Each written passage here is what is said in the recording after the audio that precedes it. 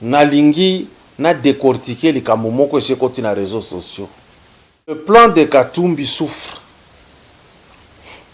Donc Moïse Katumbi a un plan. Et là, on a la politique. Pour qu'on ait yango, mais est commis pas si makasi.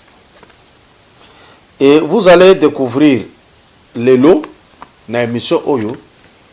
Il souffre comment? Oyo, bazali soit ba fanatique ya Moïse Katumbi, soit bazali ba sympathisant naye, soit bazali ba membre ya parti politique naye, soit bazali ba membre ya plateforme politique esika azali, soit bazaka batu moko bo balingi azala parce que ba inaka mokonzi azana place tout de suite là. Alors, cet entourage là, lokola ekanisaka que si j'admire lokola na yokaka que apesaka peut-être ce qu'il croyait que piso peut constater, c'est la flatterie qui les amène là-bas, mais mayele ya ko encadrer nango Moïse Katumbi comme politicien na moni na pembeni wana ya mayele moko makashite. Cela veut dire batu ya mayele makaso bazana ensemble baza ko s'occuper na Moïse te. Peut-être bazwa qui marche pied batamboli ba sauter ba yebi que il ne peut rien faire de grand en politique, ba se servir na et puis ba arrêter. Ou alors je voudrais vous dire que Moïse sans Pierre Lumbi ne pouvait rien faire du tout. C'est comme Moïse sans Kabila na période où il n'allait rien faire. Et en arrière, Moïse sans Dekolabango Katebe, il n'y avait rien pour lui. Mais c'est un courageux. C'est quoi le qu'on a ligné à l'Obazani? Monsieur John n'a pas ça comme Moussou, c'était parce que son albi bakoye bakezayo, mais on a répondre yo yebina groupe nabino. Vous êtes en train de soutenir mon président, il y a ensemble Moïse Katumbi Tchapwe, sans lui dire la vérité, sans lui dire la matière contrainte c'est laquelle. Bokoti siye siko na zamba. Parce que place oyo, Moïse a s'invité, yé moko na débat, bino bokoti siye na débat, yé moko pe amikoti siye na débat, o etala ki yete. Proposition ya Noël Tchani, ezate ya koloba, qui est congolais, qui ne l'est pas. Eza wana te, c'est faux. Ndema kama wala kisi Moïse a koti siko na danse.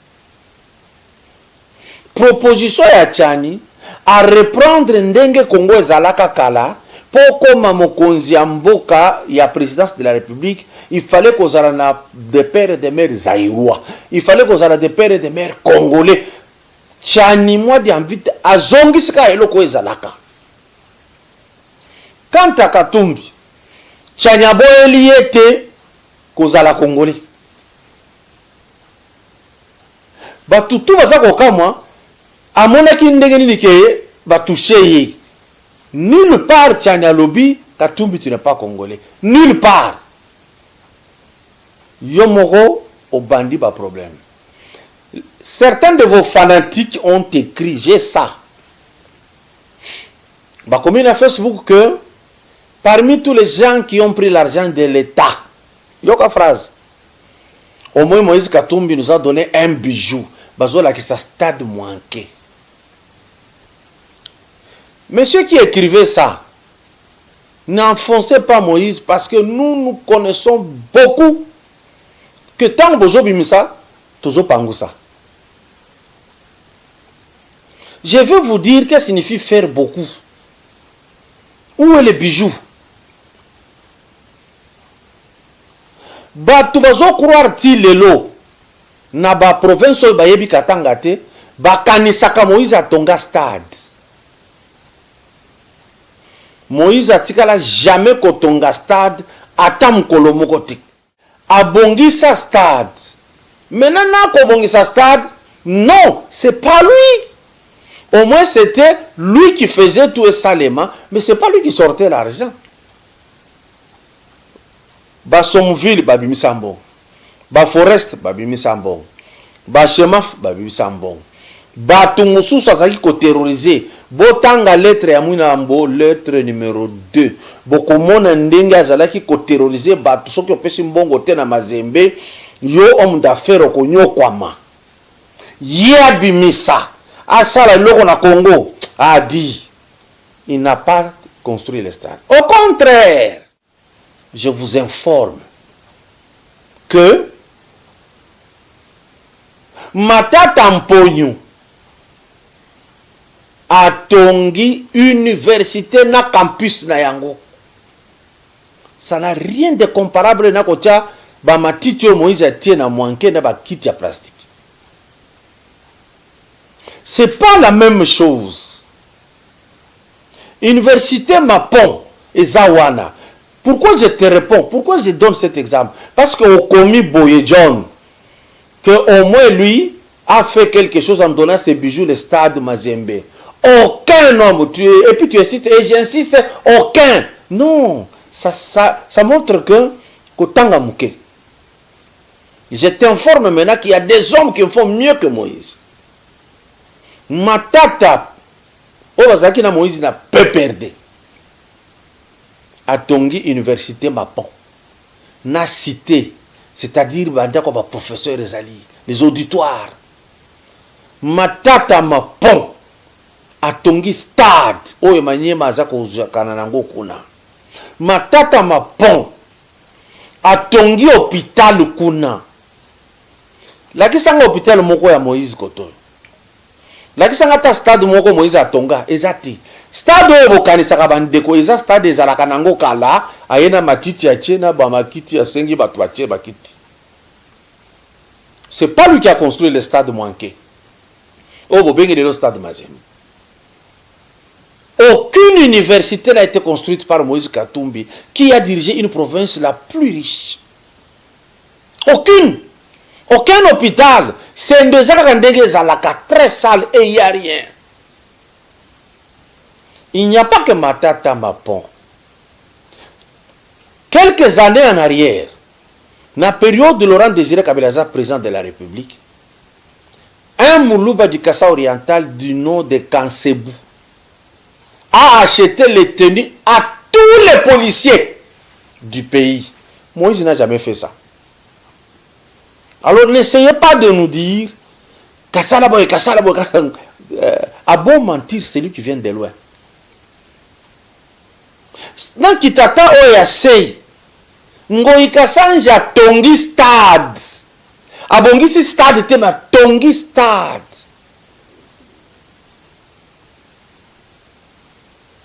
Bomona ki ezo tongama. Bomona ndenge ezo kende na isike komi. Moïse n'a pas construit un stade. Si vous en avez un, montrez-le-moi. Ezaki parenthèse na kangena zonga. Imaginez Moïse bazotu na origine.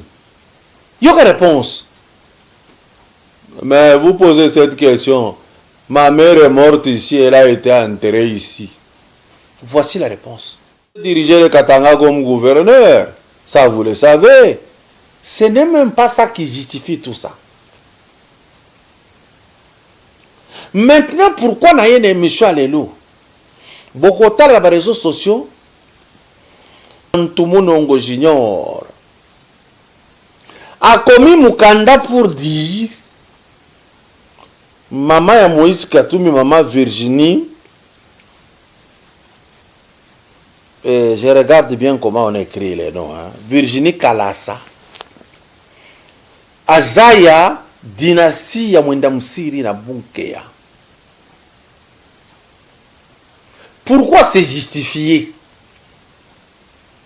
Pendant que loi Tchani et Zoko Olobate que Moïse n'est pas congolais, et Zoko prévoir de comment faire une loi pour verrouiller que Moutounion sautait à Coca-Cola, la présidente de la République, condition Fouezala.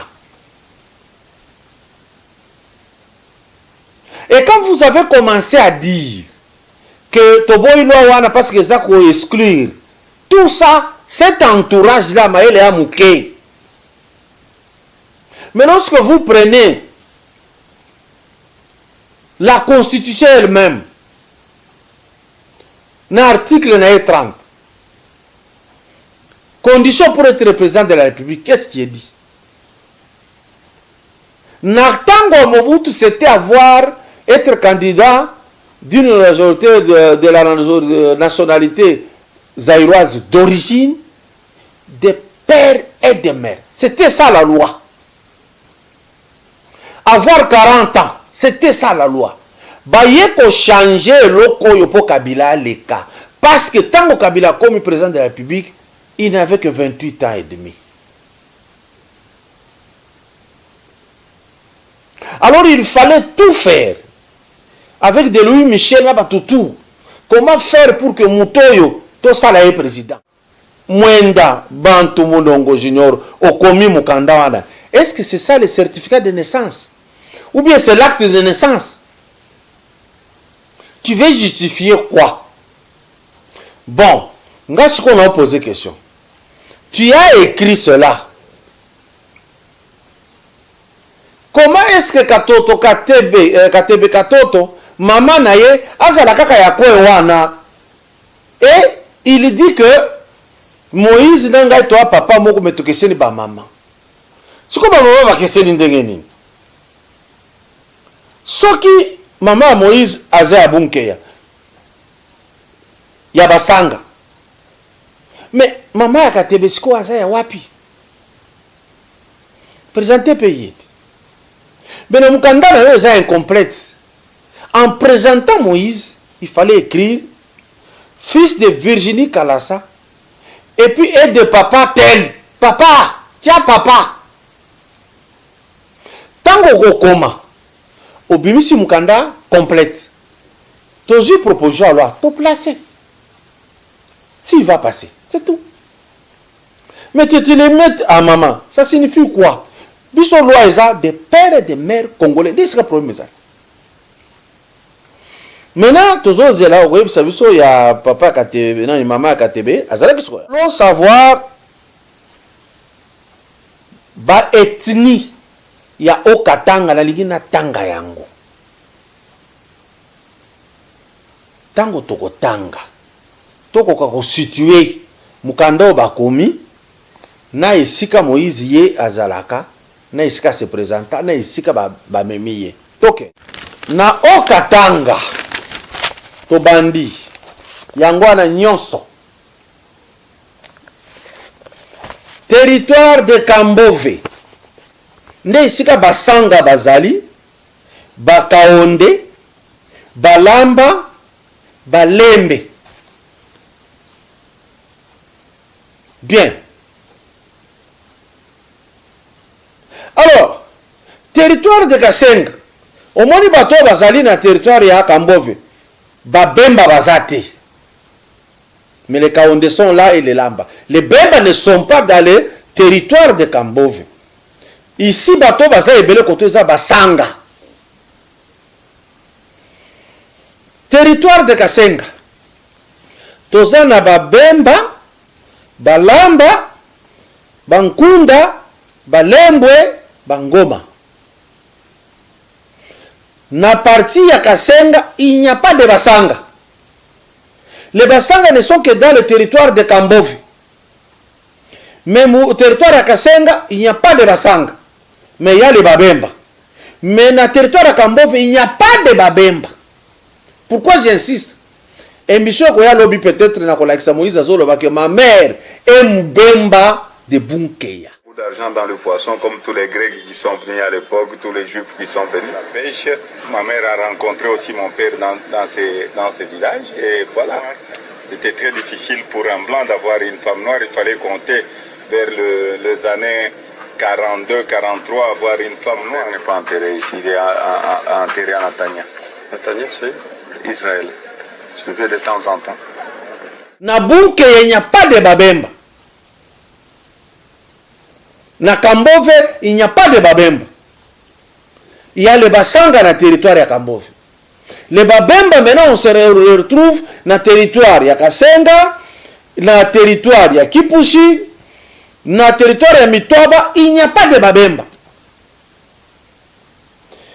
Dans le territoire de Puerto, Babemba, Baye.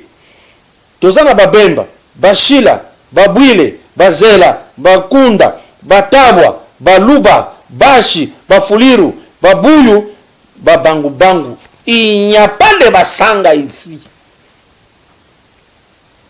D'où vient que Moïse a le que ma mère était Moubemba de Bunkeya. Alors, Totanga Sikoyo et Sika Lobi maman nae Aouta na Bayeke. Les Bayeke sont des Tanzaniens. Bayaki ba utiliser Minduki nde ba fandi et pa ya basanga na balu bakat. Totala Sikoyo comportement ya ba oyo abzobenga ba koko ne côté maman bazalaki ndenge ni basalaki nini. Na kosala parallélisme na biloko na zola ksabeni. Ça, c'est le livre du professeur Ndayuel, le grand historien du pays. Je vais lire, essayer de me tolérer. Au Katanga, les conséquences de ce commerce furent pour le moins attendu l'entrée des chasseurs Nyamwezi. Il fut le prétexte et une restribution du pouvoir dans la région. Nyamwezi ya utaka Tanzanie. Koya ko sala commerce aye ko bouger bokonzi ya basanga na balubakati na bakaonde tokende boye basiko isika na okende na bino. On dit au contact des autochtones Sanga et Lamba, ils eurent l'occasion de se rendre compte que la richesse minière de la richesse minière des provinces. Ce que bakoko ya oyo bauta Tanzanie Banyamwezi bayeko kuta basanga na balamba na baluba ba constater que non awa na territoire Kambove na babunke ya partout wana ba cuivre zali et ce que bazali kotumba ba cuivre ya liboso kuna mayele ya étranger oyo et bandi ko bouger. On avance. Ils apportèrent la nouvelle à leur chef Kalasa. Donc Kalasa oyo a congolais. Les Nyamwezi sont allés dire en Tanzanie à Kalasa, tomoni batoyo, à part biloko tuzali ko kende ko luka kuna, bazana mbongo na se mabele et belé. À leur retour dans leur pays, Nyamwezi, entre Tabora et Tanganyika, ces chefs organisa toute une expédition dans le but de tirer profit de certaines mines de cuivre. Babandi ko traverser Tanzanie baleki na Tanganyika wana na Tabora, babandi ko ya mayele na bango baluki etali minéré. Vous comprenez quelque chose? Même chose ces réfugiés ici des Rwandais et qui sont venus dans le sac de Laurent Désiré Kabila. Ba sali rébellion, ba éliminer ba tebele. Va se retrouver que Tokomina Ruberwa, vice-président de la République, Namboka Oyo. Et c'est comme ça qu'on va retrouver un Mwenda Musiri et pas Yabasanga. Bon, moi, je bakendeki. Baye na malembe na commerce. Balongwe na commerce, va continuer na politique. Balongwe na politique, va jouer pouvoir na politique. Ba éliminer, ba zalaki wana, va s'installer. Mais suivez-moi maintenant calmement. Katumbi est venu dans le sport, président Mazembe. Ake Malembe, alobina wakota ndengini na minéré, a éliminé Kabasele, a récupéré minéré. Abandi ko évoluer, 2017 a eu gouverneur. A évolué, na 2016 a démissionné. Mbalamoka s'est annoncé candidat président de la République. Le col a fait Kabila Zalaki n'a eu confiance en société a bloqué. Tant qu'on a bloqué Sikoyo, a sali amitié na président Félix. Na Bakamer. Bakeko se retrouver en Genève. Au Monindege, Bakoko yo batangi awa, basalaka amitié d'abord na ba chef Mpande. Ba chef, ba sande ba amitié. Mais après, ba yeko éliminer, ba Sikoyo e komi bunke ya komi capital. Donc ici, après amitié à Genève, et Betty Poto, parce qu'on préparait un maillon faible, aya kotia des ordres, bango bazonga.